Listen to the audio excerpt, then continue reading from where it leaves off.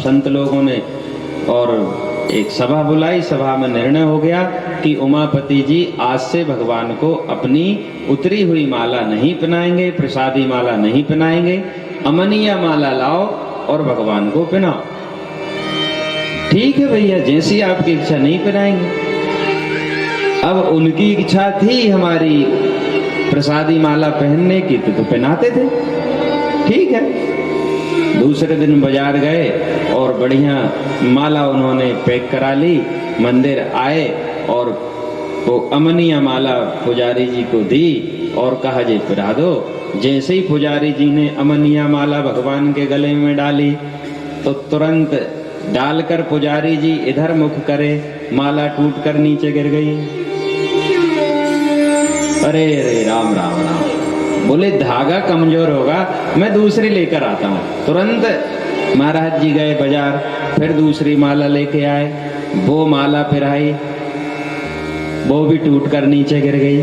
पुजारी जी से कहा हम कह रहे हैं ना हमारे प्रसादी माला ही पहनेंगे हमारे चेला, उनको अमनिया माला नहीं चाहिए। लेकिन सज्जनों फिर क्या हुआ, अब जब आए तब उनके बहुत सारे नाटक, माला उतार के रखो तो जानकी जी की तरफ पर्दा करो, तो ऐसा करो। तो एक दिन पुजारी जी ने कहा महाराज देखो हम तुम्हारे नाटकों से परेशान हो गए, तो हम रोज रोज ऐसा नहीं कर सकते कि पर्दा लगाओ। अब हम क्या काम कर रहे हैं क्या नहीं कर रहे, तुम हमको बुलाते हो, फिर तुम्हारी सबरी व्यवस्था हम करें, फिर तुम दर्शन करो, तो हमसे नहीं बनता, तुमको जैसा करना वैसा करो। ठीक है भैया मत करो।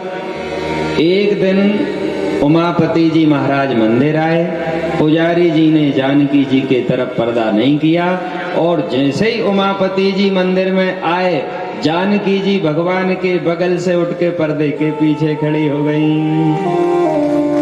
बोलो वृंदावन बिहारी लाल की, सियावर रामचंद्र की। तुरंत पर्दे के पीछे खड़ी हो गई। अरे राम राम राम। उमापति जी के नेत्रों से आंसुओं की धार बह गई। जिस मां जानकी के लिए मैया कौशल्या ने कभी दीपक बुझाने और जलाने की भी आज्ञा नहीं दी, उनको कभी किसी ने कोई काम के लिए नहीं बोला, आज मेरे मंदिर में आने के कारण मां जानकी को उठकर पर्दे के पीछे खड़े होना पड़ा। आज के बाद मैं मंदिर नहीं आऊंगा। नहीं गए साहब। ये भाव। एक दिन भगवान की पालकी निकल रही, पालकी का जो रास्ता था निकलने का, वो उमापति जी के घर के सामने से निकलना था। अब बढ़िया ढोल नगाड़े बाजे सब बजते जा रहे, और जैसे ही उमापति जी का घर आया तो भगवान का मस्तक नीचे झुक गया। हाँ, भगवान ने वहां पर अपना मस्तक नीचे कर लिया। गुरु का घर है ना, प्रणाम करना पड़ेगा ना। ऐसा भाव है सज्जनों। भगवान को मानो तो सब कुछ है, और नहीं मानो तो फिर जो है तो है ही। हमारे अंदर उसको देखने की एक दृष्टि होना चाहिए कि हम उसको महसूस कितना कर रहे हैं, कितना महसूस कर रहे हैं। एक समय की बात है कि कुछ गांव की गोपियां थीं, तो उन्होंने सुना कि ये महात्मा लोग होते हैं ना, महात्मा लोग, इनके जो झोला होता है ना, झोला, उसमें भगवान के दर्शन होते हैं। बोले उसमें भगवान रहते हैं। छोटे छोटी बच्चियां थी तो भगवान मिलते हैं उसमें। बोले हमने देखा है। अच्छा, सुना भी। खड़िया जिसको बोलते हैं ना, खड़िया में बोले भगवान रहते हैं। अच्छा, तो कुछ गोपी एक जगह नदी के किनारे बैठी हुई थीं, और एक महात्मा जी वहां पर आए स्नान इत्यादि संध्या बंदन बनाने के लिए।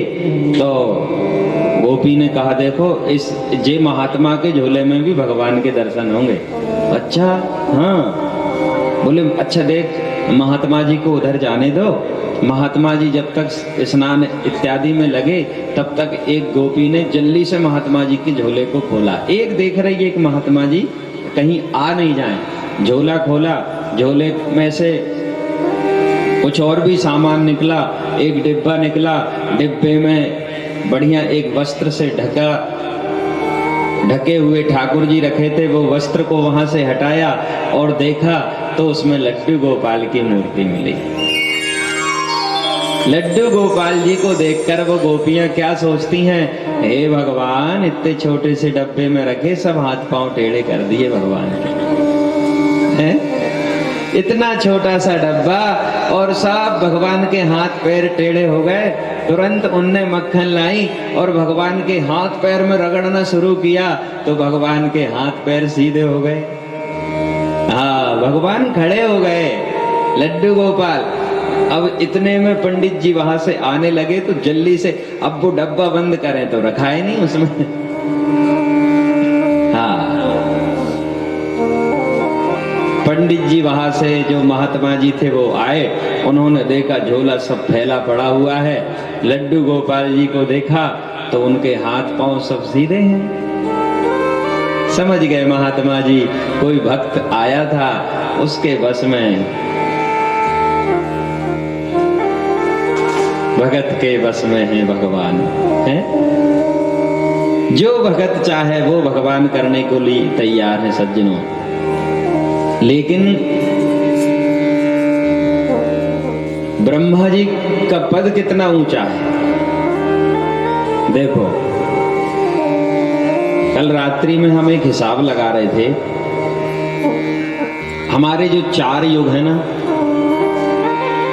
सतयुग, त्रेता, द्वापर, कलयुग है ना, ये 4 युग हैं। और सबसे छोटा जो है वो कलयुग है ना। तो कलयुग कितना है? 4,32,000 का। अब अगले युगों में आप यदि 4,32,000 जोड़ते जाएं कलयुग के बाद में, जैसे 4,32,000 आप जोड़ दो तो आ जाएगा क्या? द्वापर है ना। द्वापर पड़ेगा 8,64,000 का है ना।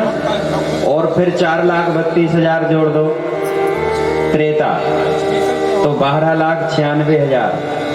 फिर 4,32,000 जोड़ दो सतयुग का तो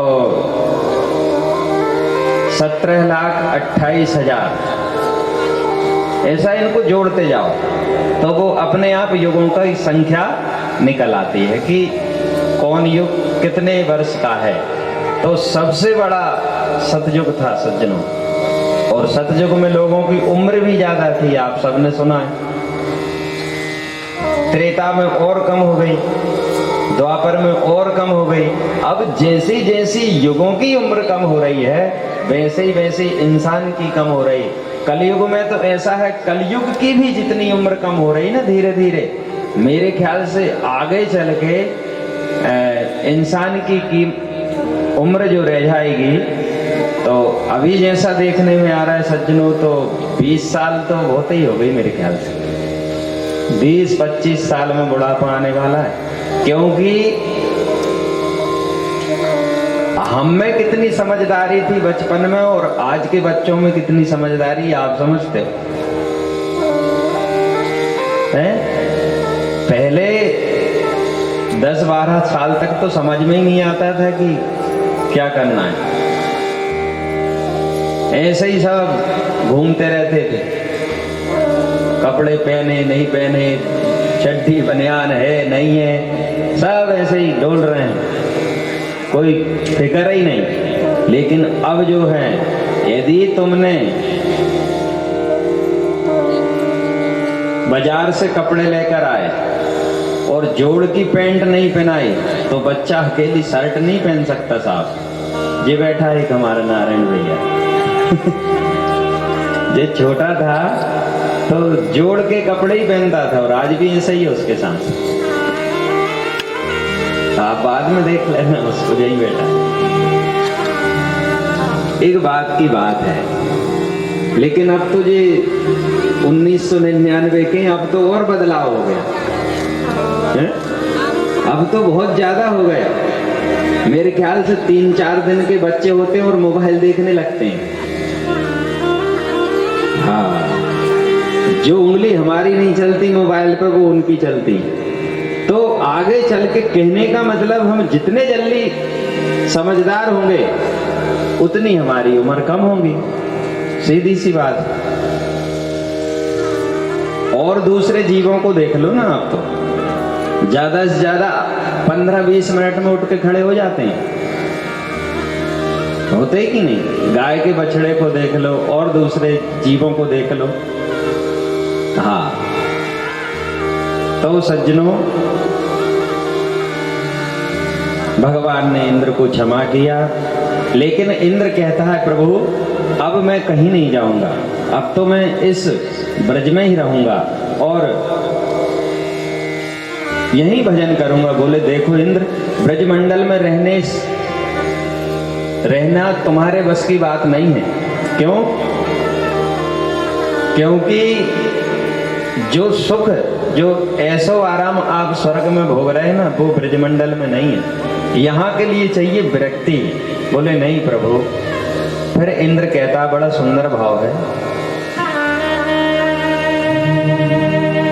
मैं तो रटूं श्री राधा राधा नाम बिरज की गलियन में। मैं तो रटूं श्री राधा राधा नाम बिरज की गलियन में। मैं तो रटूं श्री राधा राधा नाम बिरज की गलियन में। मैं तो रटूं श्री राधा राधा नाम बिरज की